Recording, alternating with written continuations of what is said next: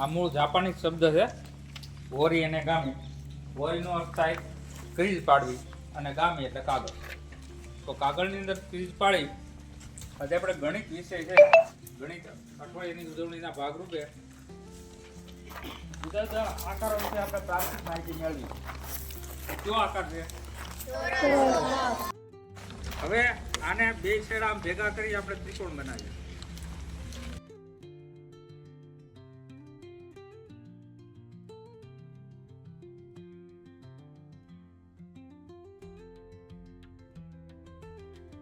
જો ત્રિકોણ કહેવાય સમદ્વિ બાજુ. બે બાજુ વચ્ચે. ચલો, ત્રિકોણના ક્ષેત્રફળ કરતા અડધું થઈ ગયું. તો આનું સૂત્ર છે, કોઈને યાદ છે ત્રિકોણના ક્ષેત્રફળનું સૂત્ર?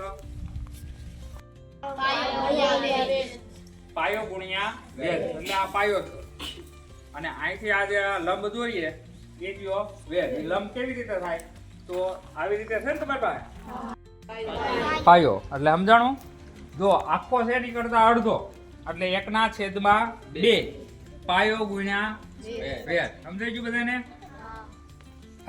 આપણે નળાકાર બનાવવાનો છે. કોને આવડશે નળાકાર બનાવતા? આવું થઈ ગયો નળાકાર.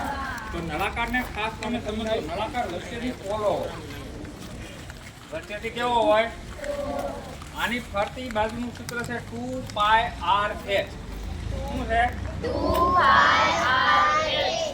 છે ઊભી લાઈન, એને આમ કરી ઈ પોઈન્ટ છે ઈ ઉપર આવશે. બની ગયો શંકુ?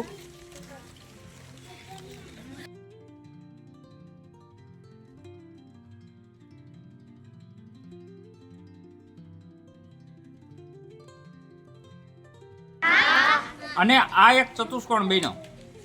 કોઈને ખ્યાલ છે આ ચતુષ્કોણનું નામ?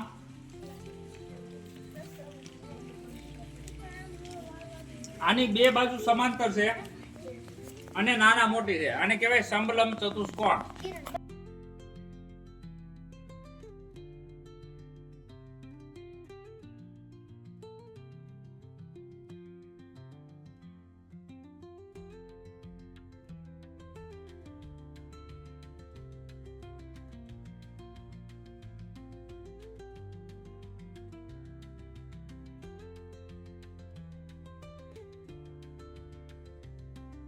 બીજી ના ત્રીજી, 3 બાજુ થઈ. હવે આ ખૂણો, આ જે બાજુ છે ઈ આ બાજુનો વર્ગ. એટલે આને હું નામ આપું a, આને નામ આપું b, આને નામ આપું c. તો પાયથાગોરસે એવું સાબિત કર્યું કે a નો વર્ગ એટલે કેટલું થયું? આ એક ચોરસ જેટલું. b વર્ગ એટલે આ નીચેના ચોરસ જેટલું થયું. બરોબર? હવે આ બે ચોરસને અહીંયા આપણે ગોઠવીએ. આ ફૂટબોલ જેવું છે ને? આમાં ત્રિકોણ છે બધાય, દેખાય?